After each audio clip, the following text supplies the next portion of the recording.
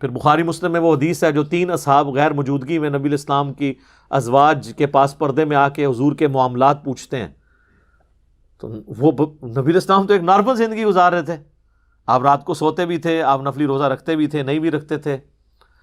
تو بخاری مسلم کے الفاظ ہیں، انہوں نے نبی الاسلام کی عبادت کو ہلکا جانا اور پھر آپس میں گفتگو کرتے ہوئے کہا کہ اللہ کے نبی تو بخشے بخشائے ہیں، ان کو کیا ضرورت ہے. ایک نے کہا کہ میں پوری زندگی شادی نہیں کروں گا، صرف اللہ اللہ کروں گا. دوسرے نے کہا کہ میں روزانہ روزہ رکھوں گا، اور تیسرے نے کہا کہ میں روزانہ پوری رات جاگا کروں گا. یہ کہتے ہیں 40 سال تک عشاء کے وضو سے فجر اے تکیو کیا ہوتا ہے انہاں نال. یہ چلے گئے، یہ باتیں کر کے وہ وہاں پہ گئے تو نبی الاسلام کی زوجہ محترمہ جو تھی انہوں نے سن لیا، اور جب حضور واپس آئے تو انہوں نے کہا کہ جی وہ آپ کے چیتے آئے تھے یہ دعوے کر کے گئے ہیں. حضور نے کہا بلاؤ ان کو. بخاری مسلم کے الفاظ ہیں، بلایا گیا، آپ فرمایا اللہ کی قسم میں تم سے زیادہ اللہ کا تقوی رکھتا ہوں. یہ پہلا جملہ یہ چھکا تھا کہ تم تقوی اور نیکوکاری یہ سمجھتے ہو کہ یہ حرکتیں کرو گے اور مجھ سے زیادہ کوئی نیک ہو سکتا ہے؟ میں اللہ کا پیغمبر ہوں، میں تم سے زیادہ اللہ کا تقوی رکھتا ہوں، میں نفلی روزے رکھتا بھی ہوں، چھوڑ بھی دیتا ہوں، میں رات کو آرام بھی کرتا ہوں اور اٹھ کے نماز بھی پڑھتا ہوں، یعنی ایک نارمل لائف گزار رہا ہوں، اور میں نے بیویاں بھی رکھی ہوئی ہیں، نکاح کیے ہوئے ہیں. پھر آپ نے فرمایا فمن رغب عن سنتی، جس نے میری سنت کو چھوڑ دیا.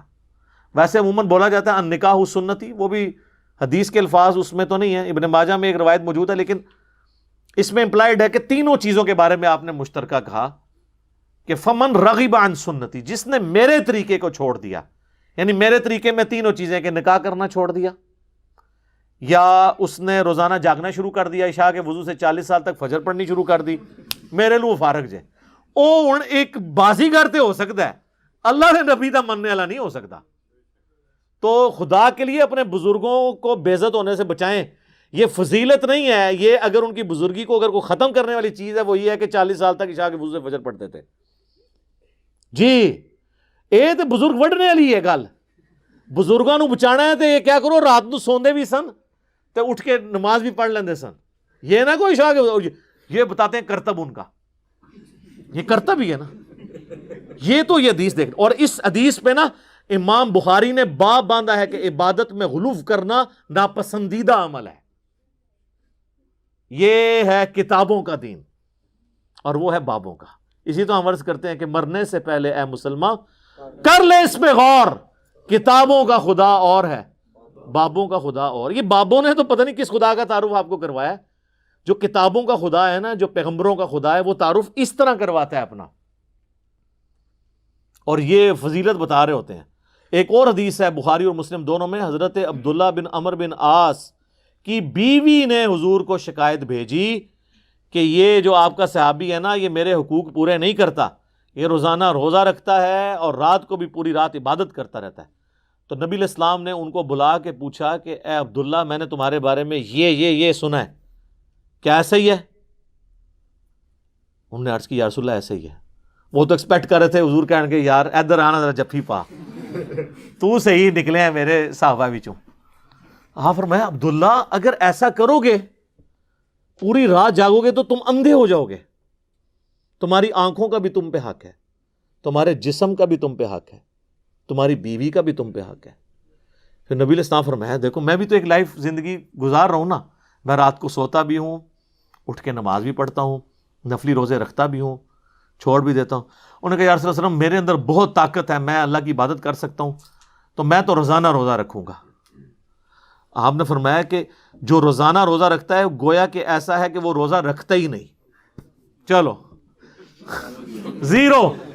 یہاں کتنے بزرگوں کا کہتے ہیں جی این سال تو انہوں کا روزہ ہے، او خدا دا نہ گلاں بند کر دو، بزرگی بچانی سے کسی دی ہے پٹھیاں پٹھیاں گلاں بند کرو. آپ فرمایا جو روزانہ روزہ رکھتا ہے گویا وہ روزہ نہیں رکھنے والا. پھر آپ نے فرمایا کہ مہینے میں 3 روزے رکھ لو، یہ گویا ایسا ہے کہ تم ہمیشہ روزے رکھتے ہو. ان کا یا رسول اللہ میرے میں اس سے زیادہ طاقت ہے. پھر حضور نے اور بڑھائے، کرتے کرتے آپ نے آخر میں فرمایا کہ بس اتنی اجازت ہے کہ ایک دن روزہ رکھو، ایک دن نہ رکھو، یہ داودی روزے ہیں، اس سے زیادہ میں تمہیں اجازت نہیں دوں گا۔ تو پھر جب وہ بوڑھے ہو گئے نا تو وہ پھر وہ یاد کرتے تھے اس حدیث کو، کہتے تھے او کاش میں نے حضور کی وہ والی فیسلٹی لے لی ہوتی، اب مجھ سے نہیں روزے رکھے جاتے۔ تو وہ حضور نے تو مجھے پہلے اتنی بڑی آفر کی تھی۔ خیر ہمارے لیے تو اس سے بھی آسان آفر ہے، صحیح مسلم میں حدیث ہے، جامعہ ترمذی میں، سنن ابی داؤد میں، سنن نسائی میں، سنن ابن ماجہ میں، یہ جو 6 مین اہل سنت کی کتابیں ہیں نا، بخاری کے سوا باقی 5 کی 5 کتابوں میں حدیث ہے کہ جو رمضان کے روزے رکھے اس کے بعد شوال کے 6 روزے رکھ لے، گویا اس نے پوری زندگی کے روزے رکھے، یعنی ہر سال وہ رکھتا رہے نا تو سال سال کے اس کے روزے ہوتے رہیں گے۔ اور وہ 6 روزے آپ پورے مہینے میں کسی بھی وقت رکھ سکتے ہیں۔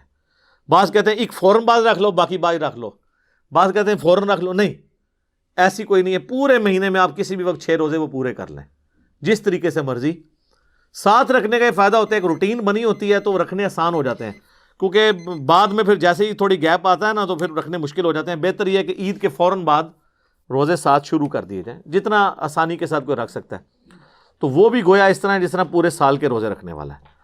تو سر یہ کتابوں کا دین بہت آسان ہے۔ میں اکثر اپنے بھائیوں سے کہتا ہوں، لوگ تو یہ کہتے ہیں کہ علم دین آئے گا تو پھر مشکل ہو جاتی ہے، عمل کرنا پڑ جاتا ہے۔ سر یہ لوگ کہتے ہیں، حالانکہ اگر آپ کے پاس علم دین آ جائے نا تو آپ کے لیے دین پہ چلنا آسان ہو جاتا ہے۔ کئی کام آپ ایسے کر رہے ہوتے ہیں جو فضول ہوتے ہیں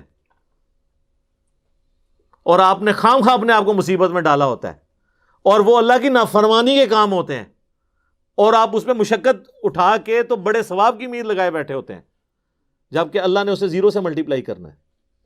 صحیح مسلم میں حدیث ہے، نبی علیہ السلام فجر کی نماز پڑھنے کے بعد اپنے گھر تشریف لائے اور پھر آپ کہیں نکل گئے تو آپ نے اپنی زوجہ سیدہ جویریہ کو دیکھا کہ وہ مصلی پہ بیٹھی ہوئی ہیں۔ تو آپ کافی دیر بعد جب واپس آئے نا تو وہ ابھی تک مصلی پہ بیٹھی ہوئی تھی، کم از کم 1.5-2 گھنٹے تو بنتے ہیں فجر سے لے کے اشراق تک، اور اس کے بھی بعد حضور تو صحیح مسلم میں آتا ہے کہ کافی جب سورج بلند ہوتا تھا تو واپس آتے تھے۔ تو آپ جب گئے یعنی فجر کے لیے جا رہے تھے تو وہ مصلی پہ تھیں، اور واپس اتنی دیر بعد آئے تو مصلی پہ ہی تھی۔ آپ میں تم صبح کی بیٹھی ہوئی ہو مصلی پہ، اور میں نے آنے کے بعد 3 کلمات 4 کلمات 3 دفعہ کہے ہیں، اور مجھے اس سے زیادہ ثواب مل گیا ہے جو تم صبح سے بیٹھی ہوئی ہو۔ سبحان اللہ وبحمدہ عدد خلقہ ورضا نفسہ وزنۃ عرشہ ومداد کلماتہ، یعنی سبحان اللہ وبحمدہ کے ساتھ 4 کلمات، عدد خلقہ ورضا نفسہ وزنۃ عرشہ ومداد کلماتہ، اس کو 3 دفعہ میں نے پڑھا ہے اور تم سے زیادہ ثواب مل گیا۔ یہ ہم نے صبح شام کے اذکار میں یہ بلو کارڈ کے اندر وظیفہ ڈالا ہوا ہے۔ تو سر ثانیہ اب جس کو یہ پتہ ہوگا، خصوصاً میرے جیسا بندہ جو مسجد میں فرض کے بعد زیادہ دیر بیٹھ نہیں سکتا مولویوں کے شر سے بچنے کی وجہ سے، تو ہم تو پہلے بہت بیٹھا کرتے تھے، اب تو کہیں نہیں بیٹھ سکتے، تو پھر ہم اسی طریقے سے اب گزارا کر لیتے ہیں۔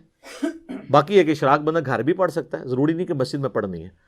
تو ہمارے جیسے لوگوں کا بھی اللہ نے خیال رکھا ہوا ہے اس اعتبار سے کہ یار 3 بار یہ پڑھ لو، ٹھیک ہے، مسجد اگر مولوی نہیں بیٹھ دیتا خیر ہے، ثواب تو اس تو زیادہ دے دیں گا، ٹھیک ہے نا جی۔ اور جو بیٹھ سکتا ہے وہ نور اللہ نور کرے، بیٹھے بھی اور یہ بھی پڑھے، ٹھیک ہوگا جی۔